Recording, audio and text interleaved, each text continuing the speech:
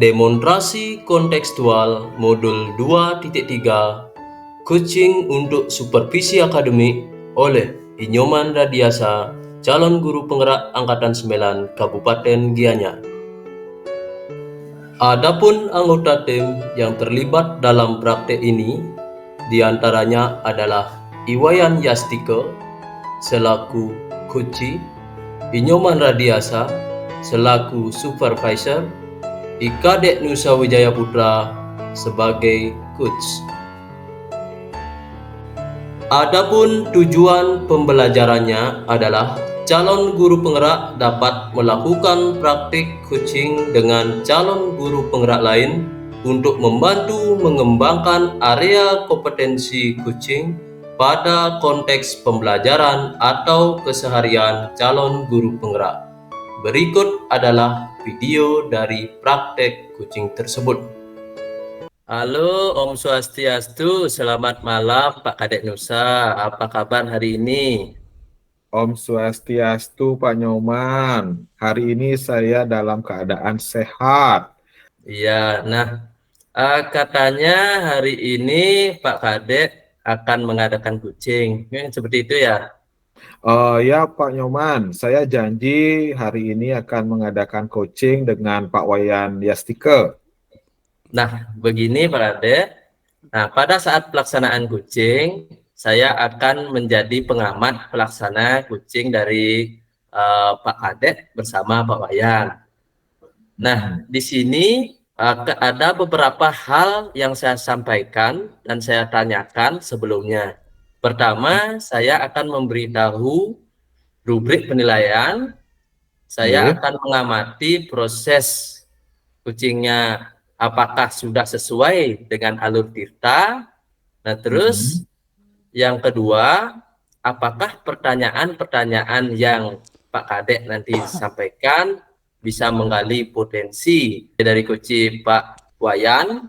Terus yang ketiga, apakah sudah sesuai dengan prinsip coaching yaitu kemitraan, proses kreatif, dan memaksimalkan potensi. Nah, itu yang akan menjadi pengamatan saya.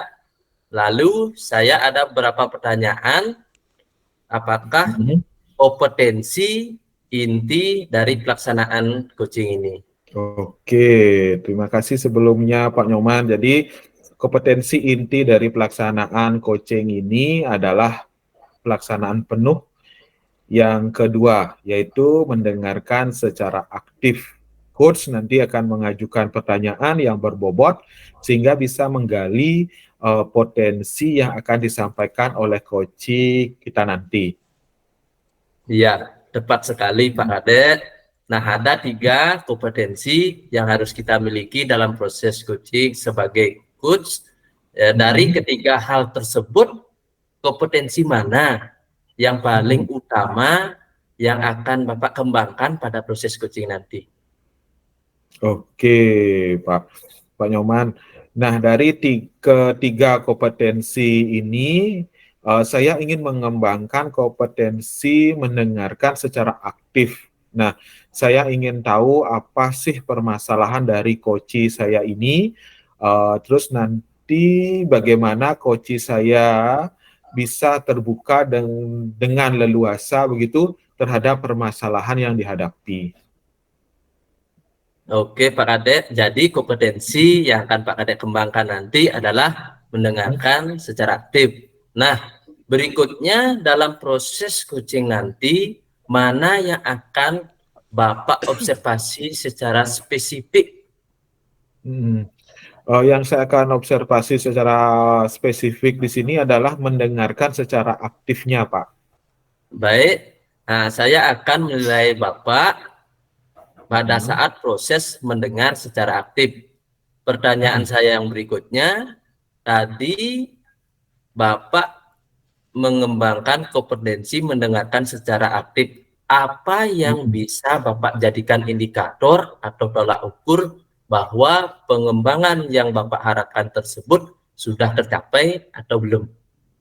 Oke, ya Pak. Jadi proses yang saya lakukan nanti yaitu selalu mendengarkan secara aktif, fokus kepada koci, sehingga pada akhirnya saya tahu permasalahan yang dihadapi oleh koci saya. Lalu saya bisa mengajak koci menunjukkan jalan keluar terhadap permasalahan yang sedang dihadapi. Jadi dengan mendengarkan secara aktif, saya bisa mendapat informasi bagian mana yang menjadi permasalahan selama ini, Pak. Wah, luar biasa Pak Kadek. Bisa saya simpulkan fokus Pak Kadek adalah mendengarkan secara aktif, yaitu mendengarkan, kemudian fokus kepada kunci, lalu bisa mengambil poin permasalahan yang dihadapi oleh kunci, dan diharapkan bisa menemukan solusi dari permasalahan tersebut. Ya, betul sekali, Pak. Nah, ya, baik Pak Kadek, sekian pertanyaan dari saya di awal sebelum mulai kegiatan kunci. Nah, sekarang saya serahkan kepada Pak Kadek untuk melaksanakan coaching bersama kunci. Waktu yang persilahkan. Om Swastiastu, Pak Dek. Mohon maaf mengganggu. Om Swastiastu, Pak Yas. Ya, tidak apa-apa. Bagaimana? Apa yang bisa saya bantu nih?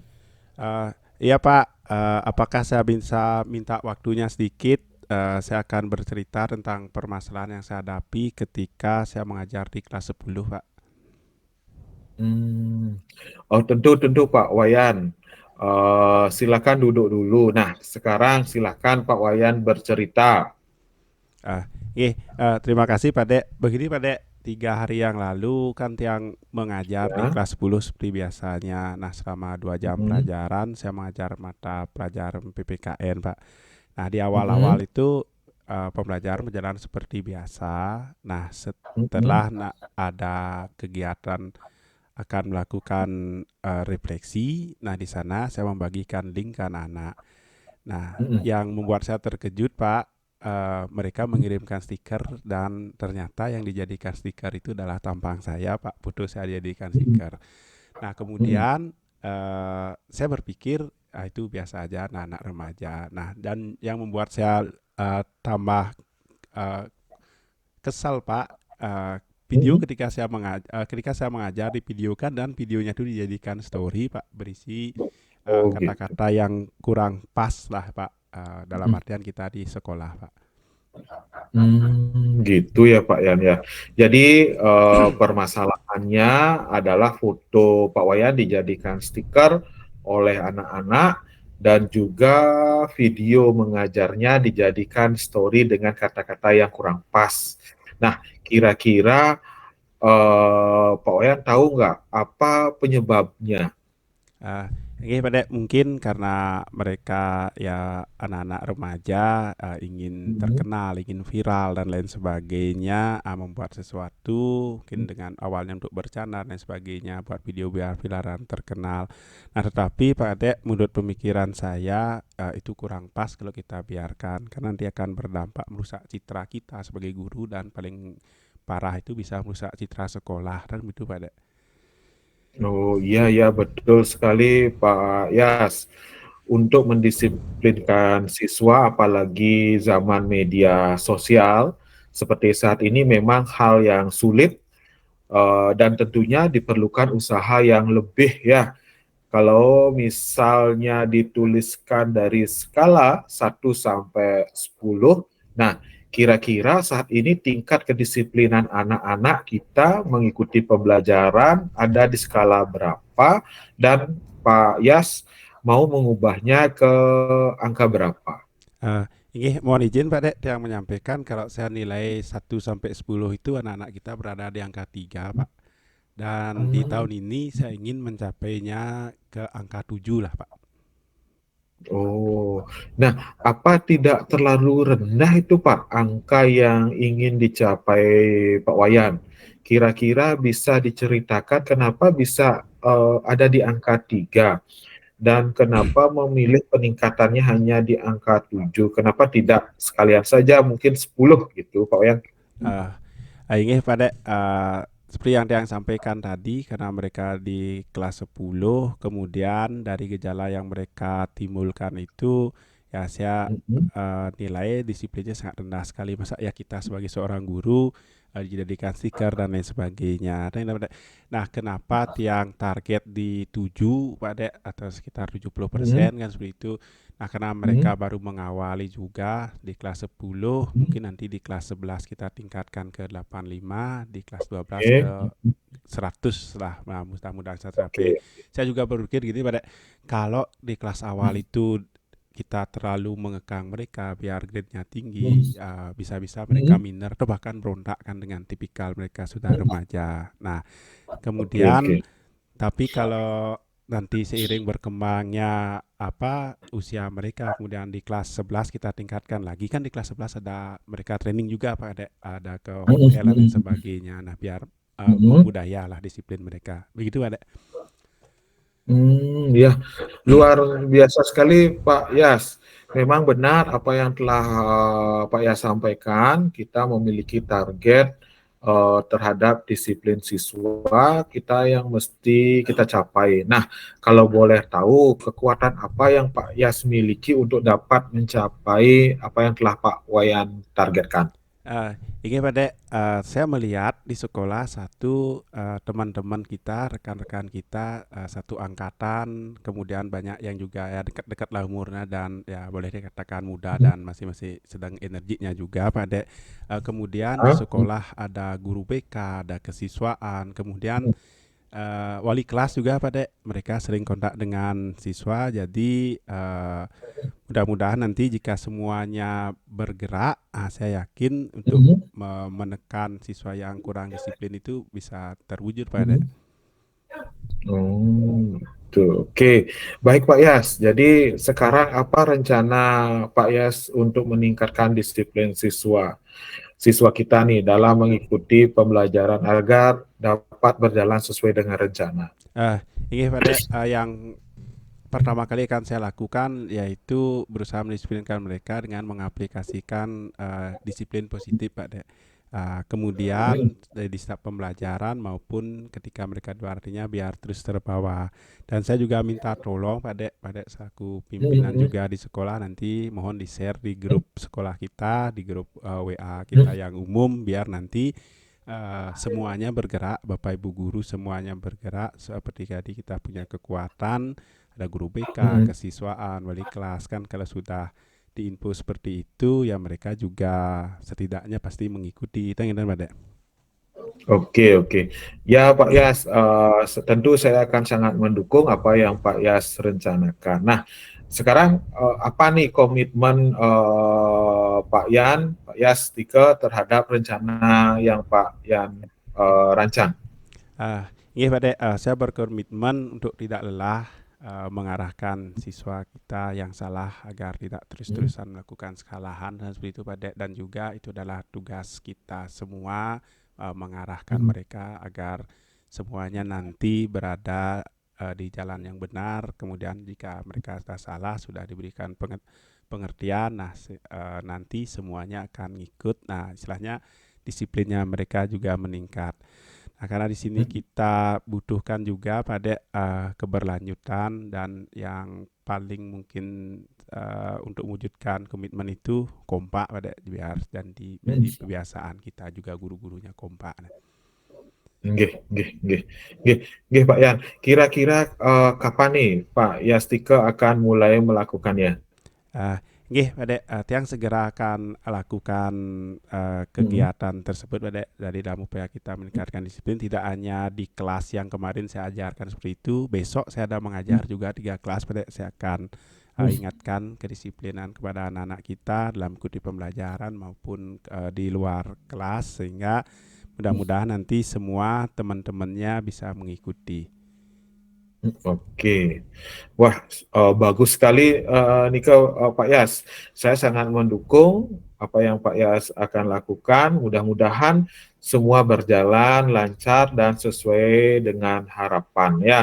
Kira-kira apa nih kesimpulan dari diskusi kita hari ini? Ini Pak, mohon izin yang menyampaikan mungkin ya yang bisa yang simpulkan dari pembicaraan kita hari ini bahwasanya untuk menjaga citra kita sebagai guru maupun citra sekolah itu kan kita harus kompak semua dan juga berkesinambungan. Dan mungkin yang kedua Pak Kadek, citra sekolah itu harus kita jaga semaksimal mungkin karena biasanya hal-hal yang sekecil apapun bisa merusak citra kita secara keseluruhan. Mungkin itu Pak Dek.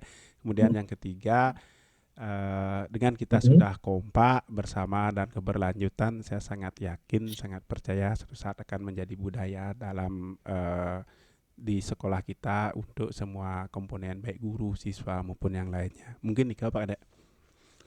Oh, nggih Pak Wayan, terima kasih atas kesempatannya untuk sesi kali ini Pak Wayan ya. Terima kasih Pak Dek sudah meluangkan waktunya. Saya izin untuk kembali ke kelas karena kebetulan saya ada ngajar setelah ini. Silakan Pak Wayan. Baik, terima kasih. Saya sudah menyaksikan. Ya, oke Pak Kadek, bagaimana perasaannya hari ini? Saya merasa sedikit tegang ya, karena mungkin saya diamati oleh Bapak Nyoman Radiase. Baik, luar biasa sekali ya apa yang sudah Bapak lakukan bersama Pak Wayan. Bahkan saya juga menikmati alurnya. Nah, sudah sesuai dengan alur Tirta. Bapak juga sudah memberikan pertanyaan-pertanyaan yang bisa menggali sehingga Bapak bisa mendapatkan solusi dari permasalahan kunci Bapak tadi. Nah, sebelum kita mengakhiri sesi ini, saya ada beberapa pertanyaan yang juga sebagai penutup. Nah, pertama, setelah melakukan coaching tadi, menurut Bapak, apakah yang Bapak harapkan atau pengembangan yang Bapak harapkan sudah tercapai atau belum? Mungkin bisa diceritakan secara singkat, Pak Kadek. Ya, terima kasih Pak Nyoman.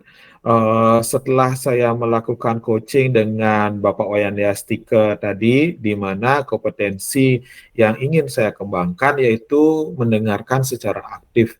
Nah, saya sudah melakukan itu, saya sudah terlibat secara aktif memberikan pertanyaan dengan menyesuaikan dengan kompetensi yang saya kembangkan. Iya, luar biasa berarti pengembangan yang Bapak arahkan itu sudah tercapai. Nah, mungkin saya sedikit menyampaikan dari observasi yang sudah saya lakukan. Pertama yang saya lihat, Bapak sudah menggunakan alur kita, menanyakan pertanyaan, juga sudah. Nah, terus dari segi pengembangan kompetensi yang Bapak harapkan sudah tercapai dengan melakukan beberapa kegiatan yang mendukung ketercapaian pembelajaran. Kemudian setelah melakukan praktek coaching tadi, apakah sih yang Bapak rasakan? Saya awalnya merasa sedikit tegang, Pak. Mungkin karena saya diamati, tetapi selanjutnya sudah mulai rileks lah gitu. Oh, ternyata sudah mengalir ya Pak dan rileks ya. Nah, ternyata pertanyaan-pertanyaan bisa mengalir dengan baik, saya lihat tadi. Nah, selain kompetensi tadi, mendengarkan secara aktif, mungkin ke depannya lagi kompetensi apa yang ingin Pak Kadek kembangkan lagi? Saya ingin mengembangkan pertanyaan yang berbobot. Jadi bisa lebih dalam, lebih memperinci, memancing kompetensi yang dimiliki oleh coach saya gitu, Pak. Oke, berarti Bapak ingin mengembangkan kompetensi pertanyaan berbobot kan seperti itu ya Pak Kadek? Nggih. Baik, kira-kira apa yang akan Bapak lakukan sehingga pengembangan kompetensi tersebut bisa tercapai? Iya Pak, saya mungkin akan lebih banyak sharing dengan rekan sejawat lainnya, bagaimana sih kita sebagai coach bisa memancing pertanyaan yang berbobot seperti itu Pak. Baik, jadi Pak Kadek Nursul akan lebih banyak nanti sharing ya.